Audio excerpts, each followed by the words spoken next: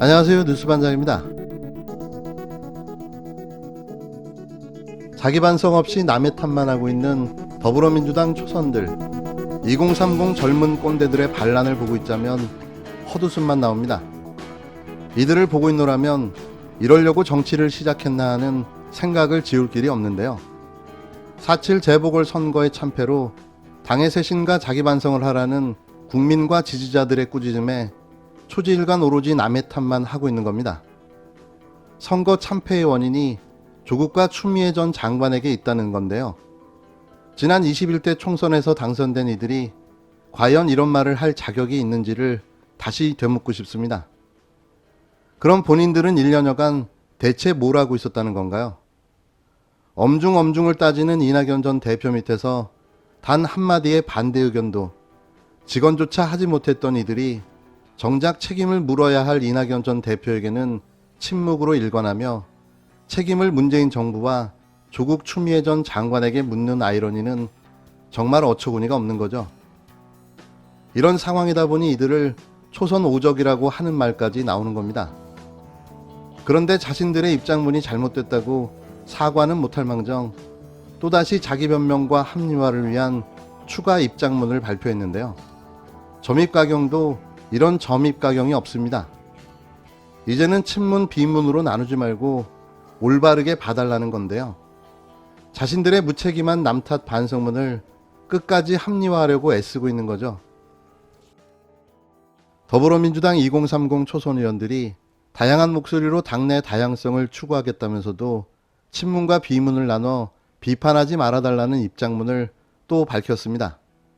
오영환, 이소영, 전용기, 장경태, 장철민 등 지난 9일 반성문을 발표했던 초선 5인방은 자성의 목소리를 낸 것이 당내 주류인 친문 세력을 비판하는 모습으로 확산되자 당내 친문 강성 지지자들로부터 초선적으로 비판을 받으며 파장이 일파만파 커졌는데요.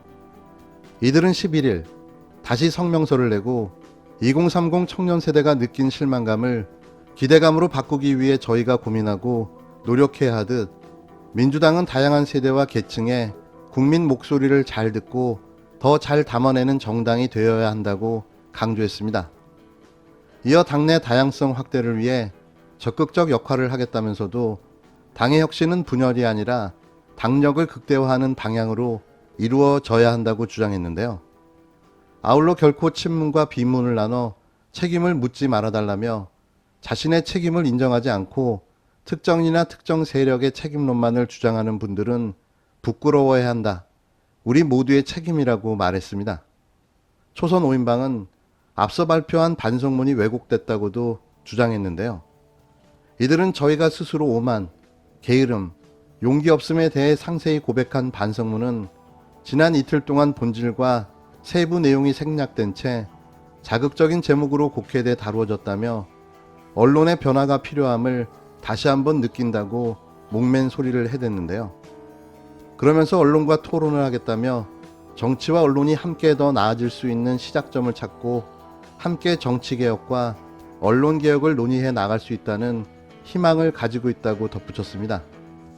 이번엔 또 언론 탓인 겁니다. 자신의 반성문을 언론이 왜곡 보도해서 이런 비난과 비판을 받고 있다는 거죠. 이들의 인식은 정말 최악입니다. 또 초선 5인방은 당 최고위원들도 전당대회에서 당원 투표로 뽑아야 한다고 주장했는데요. 민주당 최고위원들은 지난 8일 4.7 재보궐선거 참패에 대한 책임을 지고 전원 사퇴했습니다. 민주당은 최고위원들을 당원에 따라 중앙위원회에서 뽑기로 한 상태인데요.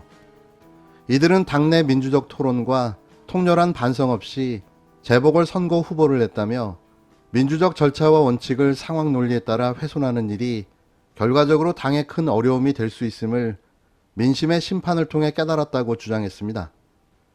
이어 전당대회에서 권리당원 전체 투표를 통한 최고위원 선출을 요구한다고도 말하기도 했는데요. 이건 모든 당원들이 원하는 바인 거죠. 마치 자신이 개혁적인 양 파격적인 제안처럼 에둘러 주장하고 있지만 이미 김용민 의원을 포함한 진짜 진보 개혁 의원들이 이미 주장하고 있는 사안입니다. 또 뒷북치고 있는 거죠. 그러면서 당이 큰 어려움을 겪고 있을수록 더욱더 민주적 원칙을 지켜 전체 당원들의 참여로 지도부를 구성해야 한다고 말했는데요. 이들의 하나마나한 제2입장문 발표는 정말 억울해서일까요? 친문 반문으로 편을 가르고 있는 게 진짜 누구인가요? 다양성이라는 미명 아래 그들이 자행하고 있는 행위 자체가 편가르기, 남 탓하기 아닙니까? 이로써 아주 분명해졌습니다. 이들의 자기 반성문, 우연이 아니었던 거죠. 전 사실 배우가 더 궁금합니다. 초선 의원들이 문재인 정부 탓, 조국 추미애 탓을 아무렇지도 않게 할 수 있는 이유가 그거 말고 또 있을까요? 엄중하게 따져봐야 할 듯합니다.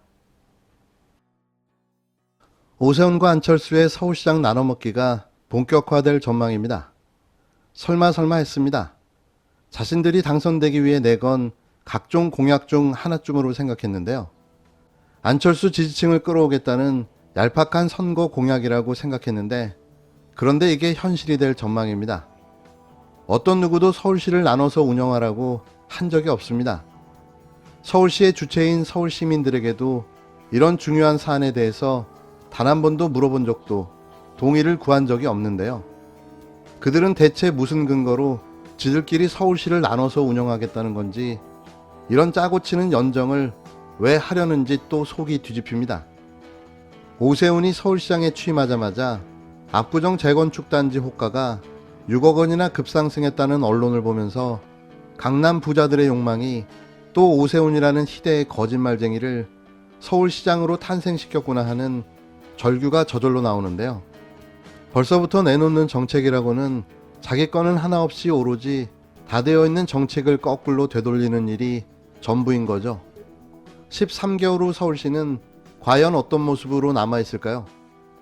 서울 시민들의 선택이니 그 책임도 오세훈을 선택한 서울 시민이 감수해야 하겠죠.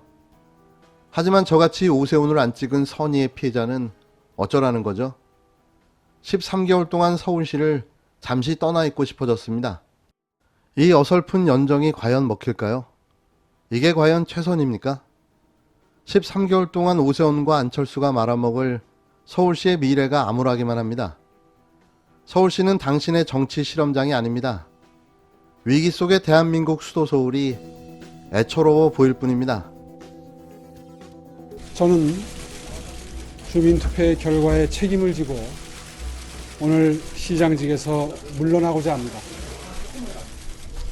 저의 거취로 인한 정치권의 논란과 행정 공백을 최소화하기 위해서 즉각적인 사퇴로 저의 책임을 다하고자 합니다. 이것이 국민의 뜻이라고 생각합니다.